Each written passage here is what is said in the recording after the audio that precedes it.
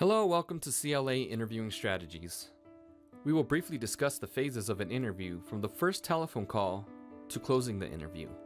We will also give you some strategies that will help the interview go your way and avoid mistakes. Remember, companies hire people because they have challenges, situations, or problems that need to be dealt with. Plain and simple, you need to prove you are the solution to their problems, and remember, their business problems are opportunities for you. The first phone call. When initially called for an interview, clarify which position you will be interviewing for and ask for a job description if possible.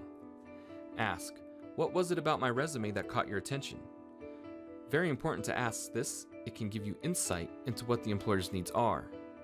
For example, if they respond with something like, I was impressed with how you grew sales, you will know they are looking for candidates that have a proven track record in growing sales.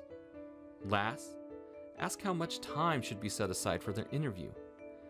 Once the follow-up is scheduled, do your homework on the company once more. Research the company website, social media pages, annual reports, and press releases. Remember, the telephone phase is a pre-screening interview that is used to disqualify candidates before a face-to-face interview. Here are some strategies for a telephone interview. Prepare as you would for a face-to-face interview. No pajamas. Get dressed and groomed. Be sure to be in a quiet environment. Don't take the call in a car or outside. Have some water and your cheat sheets in front of you, but don't rustle your paper or take big gulps on the phone. Make sure your phone is charged and the microphone is close to your mouth.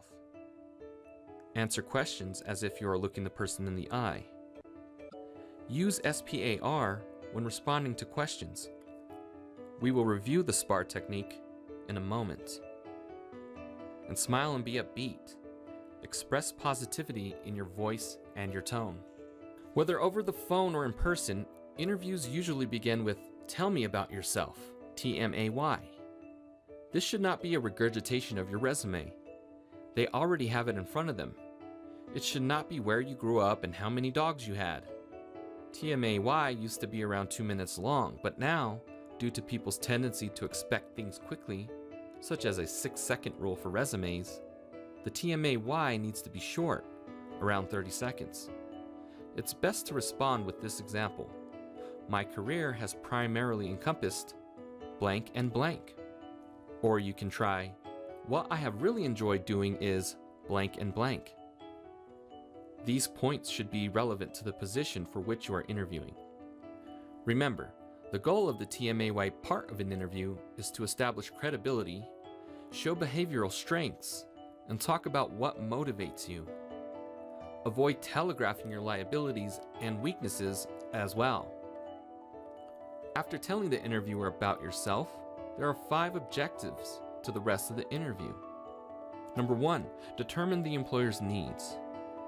Number 2, communicate your ability to fulfill those needs. Number 3, establish your value. Number 4, differentiate yourself from your competition. And number 5, justify your purchase price. Now understand this, money questions can come early in the form of, what are you looking to make? Or, what are your current earnings? Don't be fooled. The first to name a number loses this game. If asked, use the U-turn technique to defer or deflect the money question. If asked money questions, say, well, what do you have budgeted for this position? This should be the first thing that you say when asked what are you looking to make. Either they will tell you or they won't. If they disclose a range, remain open to it. If they don't disclose a range, they're fishing for your range. You can also say, certainly I'm looking to make as much as possible, and I'm willing to consider a variety of compensation structures to achieve that. And when pushed to give a number, remember, never give a raw number. Give a wide range. But be sure to use Glassdoor.com and Salary.com to research the correct range ahead of time. Hopefully you can land a face-to-face interview by doing well in the phone interview. Here are some strategies for face-to-face interviews. Remember, arrive 15 minutes early. Check your appearance in the restroom prior to checking in at the reception area 10 minutes before the interview. Greet the receptionist with courtesy and a smile. They often report their initial impressions regarding candidates as well.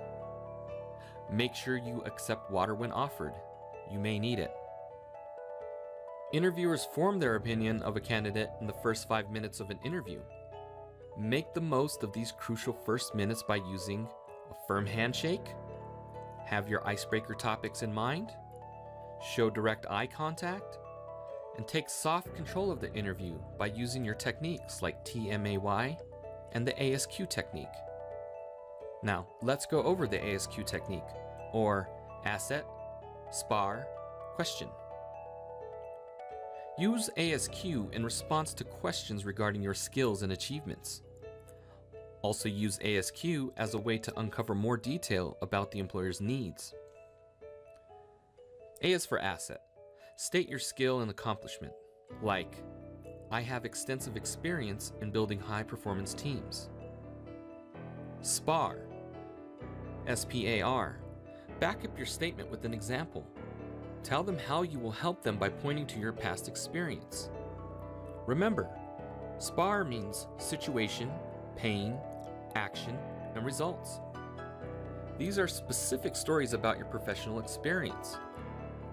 Give a brief description of the business situation. Explain the pain that was caused by the situation. Explain the action that you took to heal the pain. And last, describe the results of your actions. For example, you can say, most recently, I built a team that rapidly exceeded all sales goals when they were falling, and became the top performing team in the company within 6 months. And Q is for question. Follow up with open-ended questions. Begin your questions with who, what, when, where, why, and how. For example, what challenges are your sales teams currently facing? Their response could be something like, our sales teams seem to have hit a plateau. Then you can say, well, I have experience turning around sales teams' performance. Would you like to hear about that?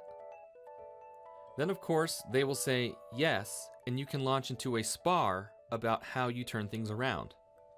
Now, if you are asked questions like, what is your greatest weakness? Or what has been your greatest failure? You might not be able to use SPAR to turn things around. So here are some strategies for handling negative focused questions. Over the past few years, behavioral interviews have become very popular, as have increasingly negative focused questions. It can be unnerving because you, as the candidate, want to convince the employer how great you are instead of answering negative questions. However, employers get a good idea of the candidate by how they respond to negative questions. They are looking for people who have personal insight and humility, embrace personal growth, and are not defensive. Again, some examples of a negative focused question can be, what is your greatest weakness? What is your greatest liability? What has been your biggest failure? What was the biggest mistake you've made? And what is the hardest part about being a manager? Answer these types of questions with the in the past answer technique. Choose something from your past that was challenging for you, but you overcame it, or choose something that you are currently working on improving. For example, when asked, what is your greatest weakness? You can say, in the past, I had a tendency to analyze things perhaps more than they needed to be, and consequently, I struggled with getting things completed on time. However, I've learned that I don't need to overanalyze, which has led to me completing projects on time. When answering negative focused questions, you may become vulnerable to tougher follow-up questions. To tackle these questions, use the ARTS technique, or acknowledge, redirect, test, and spar. First, acknowledge the concern, not the liability. I can understand that might be a concern from you. Then redirect. However, I actually do have experience in the following, blank and blank. Then test the question. If I can demonstrate to you how I blank and blank, then say, can I provide an example? And then remember to go into a SPAR, situation, pain, action result. Communicate your example, then close with the question. Does that address your concern? Being prepared to go a few levels deep in any line of questioning is critical. Now, let's talk about closing the interview. If you've been using the ASQ technique to its fullest advantage, most of your questions will have been answered well before the end of the interview. But don't wait until the end of the interview to hit the interviewer with a lot of questions. Always ask this as well. Is there anything that would prevent us from taking the next step? If not, then reaffirm your value.